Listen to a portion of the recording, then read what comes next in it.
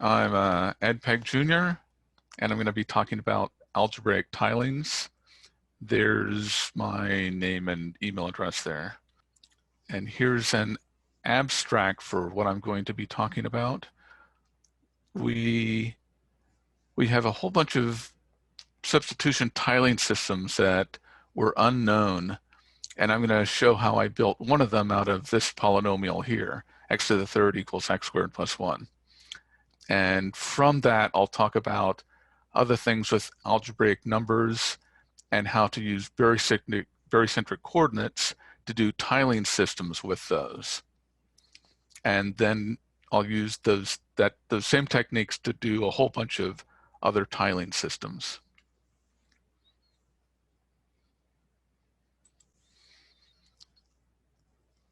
Let's see. And I'm looking at the chat here and other participants. Looks like we've got quite a crowd here. So here is the super golden ratio here, also known as psi, or the Neri-Yamamoto constant. And if you're familiar with Fibonacci's rabbits, an Indian mathematician asked a similar question about how cows would go, and the ratio is called the Neri-Yamamoto constant or the super golden ratio, and this is the value here. And it's the solution to this polynomial. I'm going to be looking at this root here, one of the complex roots. And if you take powers of that fifth root, here's the 0th powers at 0, 1. Here's the first power, second power, third power, fourth power. You just take this and look at those first 5 powers, and you get those points. And the fifth point here, I just basically take the center of 0, 1 and rotate 4 to get this fifth point. And with those 6 points, you can build these 3 similar polygons, quadrilaterals. And these happen to have areas that are in the ratio of the super golden ratio. This is also known as a Rousey fractal, and using the same coordinate systems, using the various powers like this, we can get a cow fractal out of this. I call this the cow fractal triangle. And if you take the original cow triangle, you can divide it into 2 smaller cow triangles. This Rousey fractal was known, but this wasn't.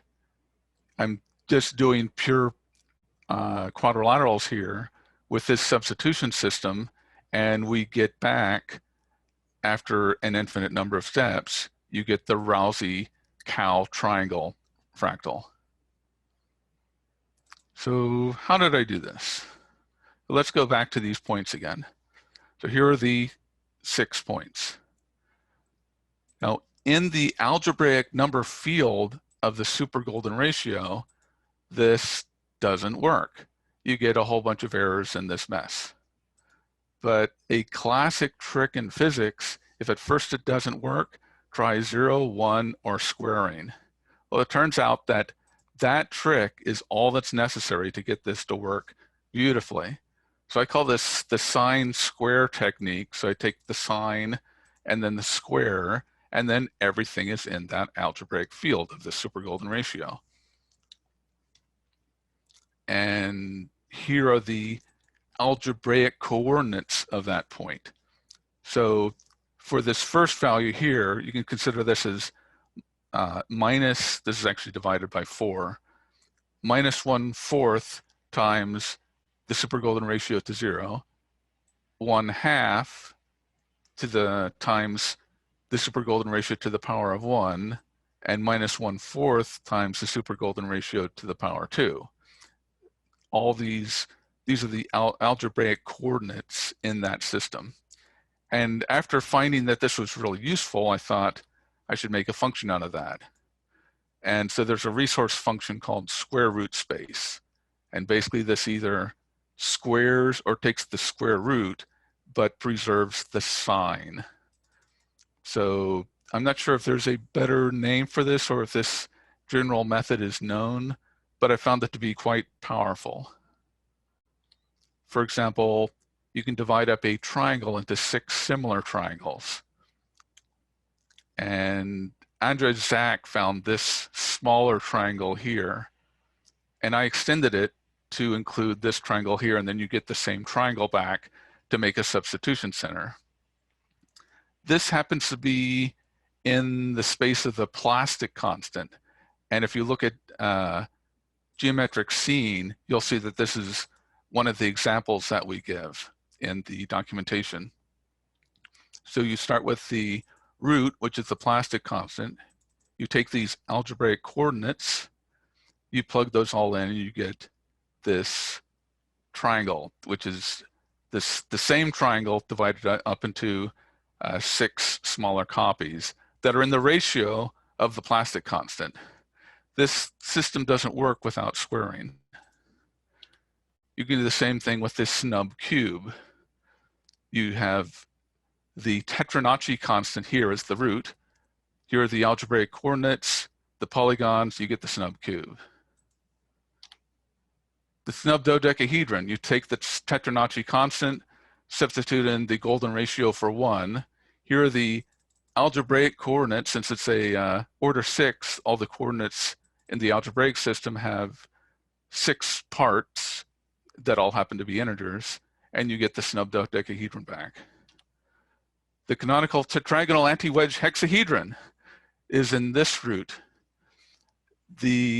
For canonical, that means that if you take the unit sphere, you can express the polygon so that all the edges are tangent to the unit sphere. And the same happens to go for the dual of that polyhedron. The tetragonal anti-wedge hexahedron is self-dual, so I've got 2 copies here, and the edges of the dual and the original happen to be perpendicular to each other in this form. Dividing a square into acute similar triangles, you can do that with 48 triangles as found by these guys, and everything is in the root space of the square root of 3. The last sporadic exception to the orchard problem is in this root. So you have 52 rows of 3 with 19 trees, with 3 of them at infinity. And the algebraic coordinates are these values here. The disk covering problem. To perfectly cover a circle with 12 disks, this is the optimal solution. And you use this root here. These are the algebraic coordinates. The Calabi triangle, if the largest squares all have the same area, this is known as the Calabi triangle. You use this root, these nice algebraic values, and there's the triangle. The unit distant graph problem.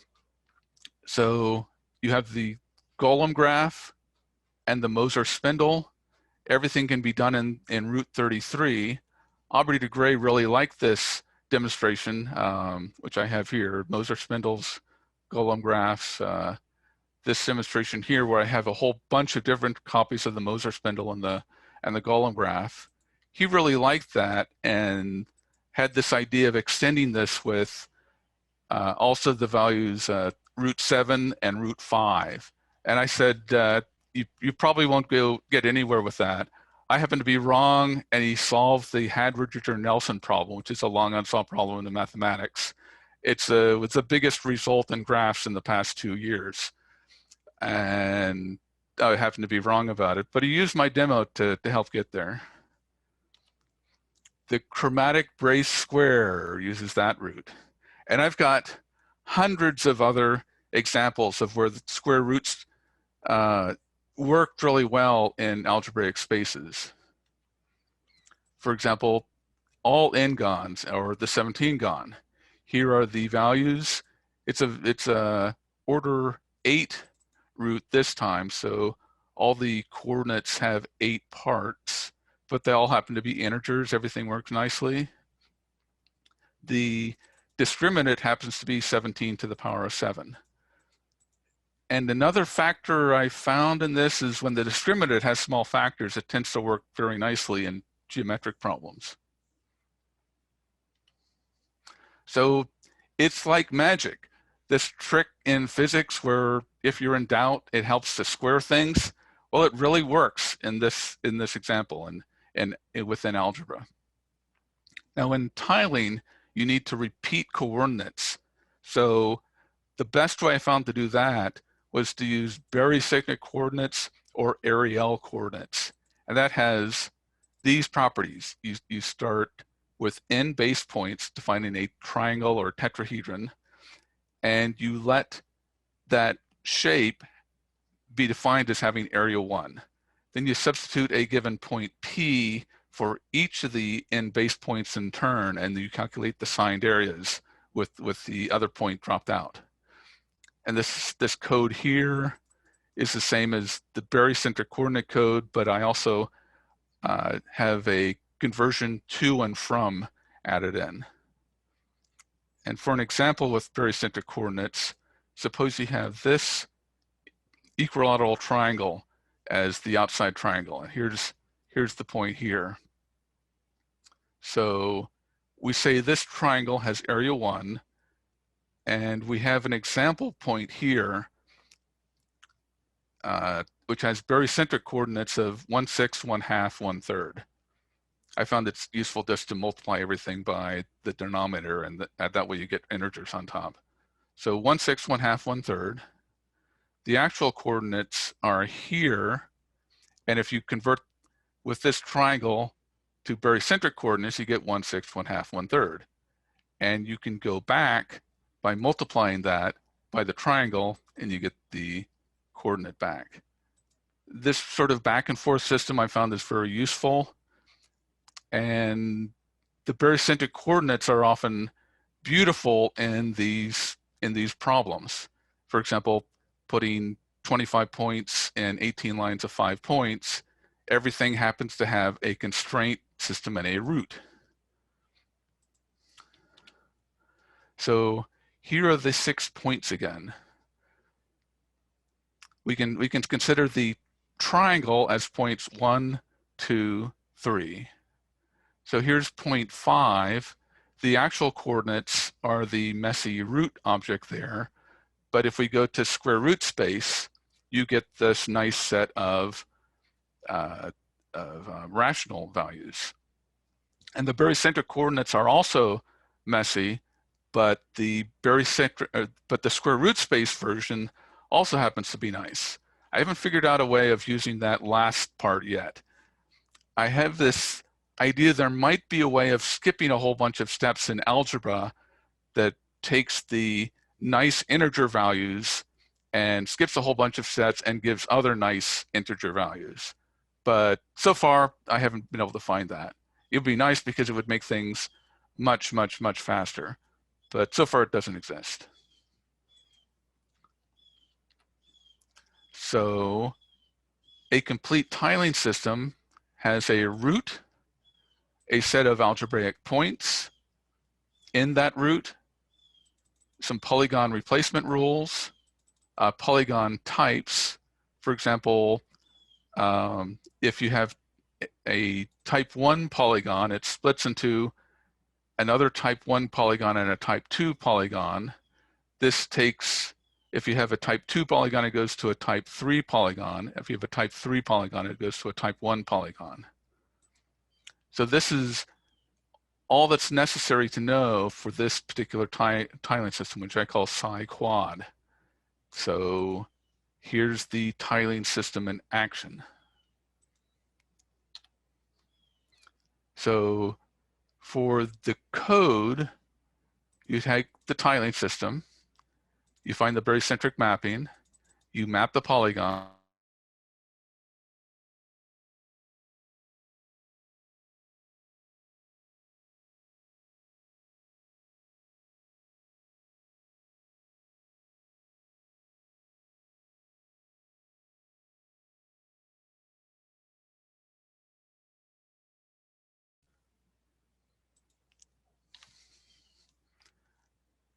So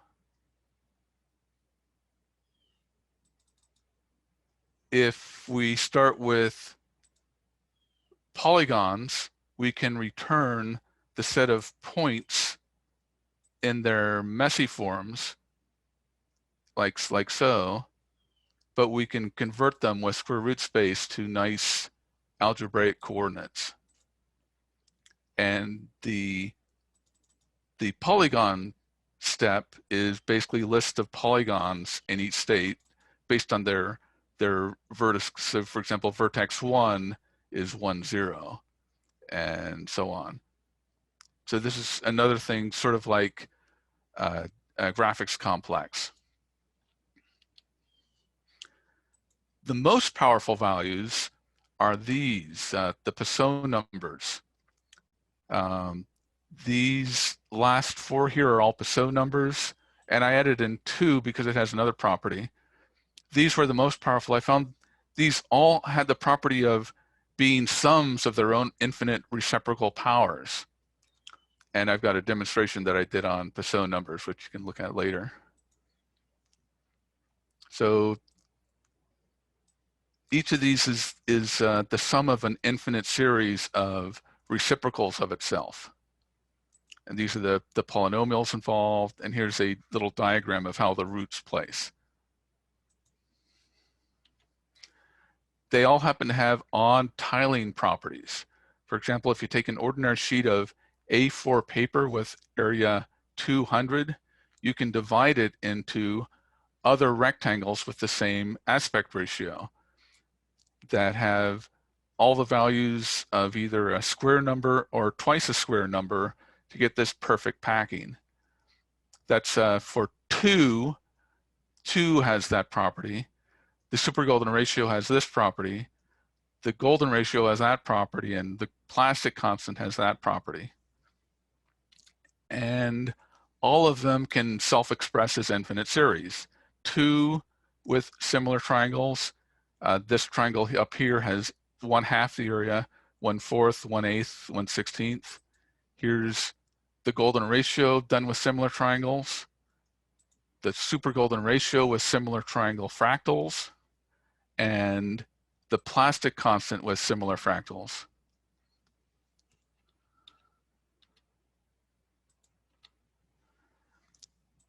I had an intuition that there were undiscovered single triangle substitution systems for each of those values. And it turns out I was correct. Here they are.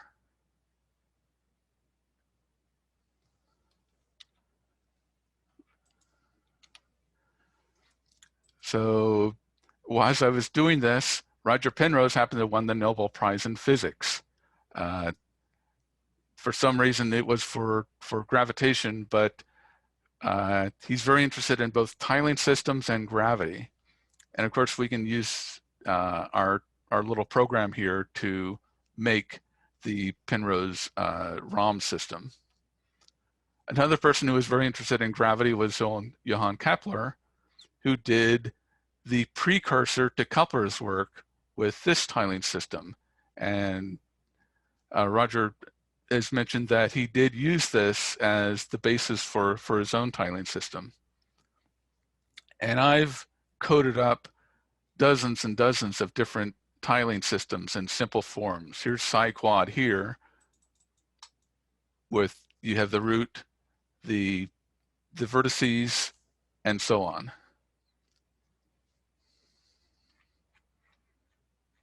I've also added some new ones into this just recently. So here is an example. Here's one with the plastic constant.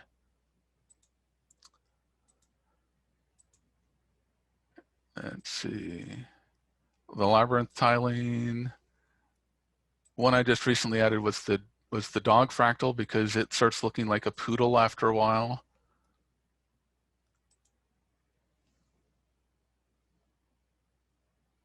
Here's the birds and bees tiling system. And the psi quad system, which is the one is based on the points I've mentioned. I've gotten this to be much faster. I just put in an update today. Let's see. I think if you look at the demonstration site now, you'll see the latest version. So some things to do.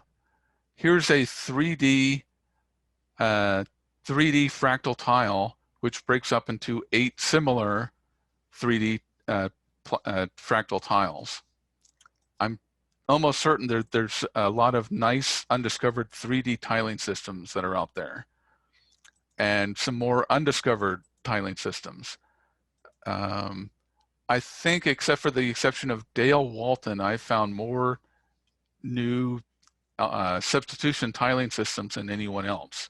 Dale Walton has about 3 times as many as I do, so I'm still trying to catalog all of his work and inventory all of them into my program. Doing some further speed up would be nice, and I did some of that today. I'm still wondering if there's a pure math way of skipping some steps, but I don't know if that's possible yet. And I'm also wondering what triangle systems and other geometry constructs have algebraic purity of some sort, where you can skip steps to speed things up. But even without that purity, I think this is a very powerful system, and it's already been used to solve 2 unsolved math problems. And I just found a whole bunch of new things that had never been discovered before. So that's my talk. I think I can open it up for questions now.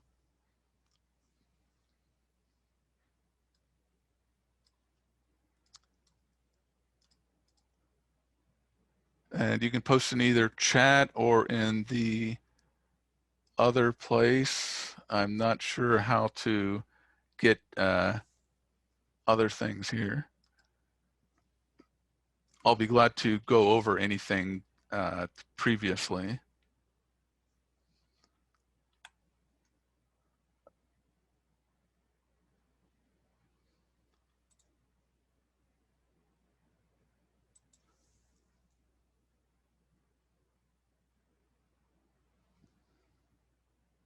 The notebook for this is in the files section. If you go to files, you should be able to find the notebook I used in this talk. Tiling systems for automata. Yes, there are some demonstrations available that do that automatically. It'd be nice for me to figure out how to do more cellular automata within these tiling systems. That would be a good thing for me to add. Many thanks for the thing. Let me see if I can find something here.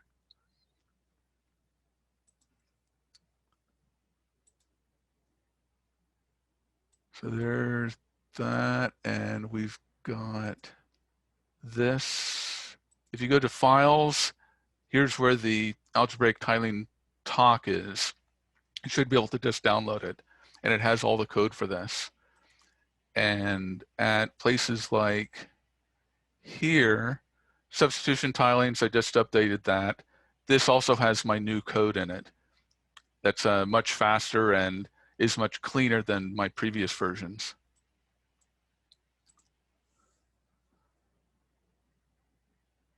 Tiling systems to model viral capsid substructures. For that, I think that deals with 3D. I haven't figured out a nice way of finding new tiling systems in 3D yet.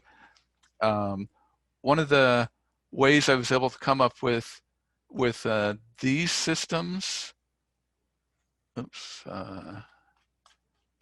back a few steps here.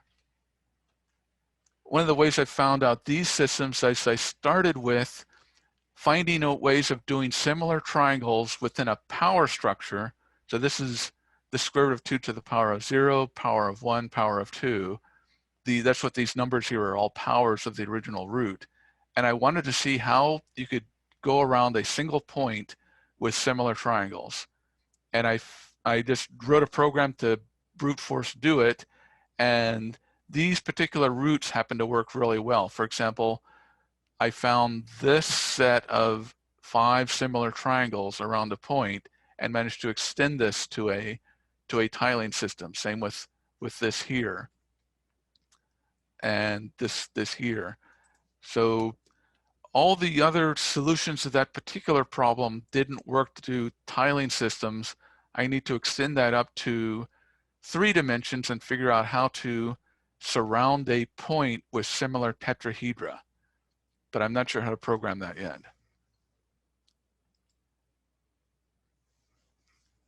So do feel free to write to me if you have other tiling systems I've missed or things I should consider, like the cellular automata in these tiling systems. I'd love to hear about those and try to extend this more. And if you are in a geometry system, a graph system, or any other sort of coordinate system, and you're trying to do things purely algebraically, try doing the sine and square and see if that makes everything work better. Finn must help the French quilter create a pattern she calls passacaglia, which is also a nice Bach work. Gary Schultz, if you just email me, I'll take a look at it. My email is at the end here. And I'll be glad to take a look at it. The code does automatically color them, and you can go into the code and do a replacement set of colors if you'd like.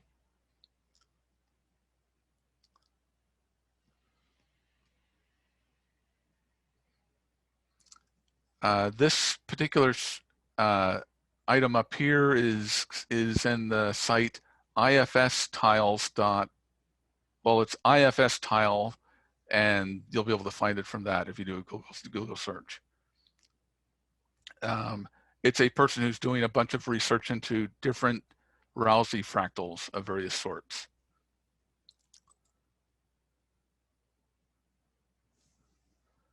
And you're very welcome. And I guess that is, we'll wait a few more minutes, but that's the end of my talk here.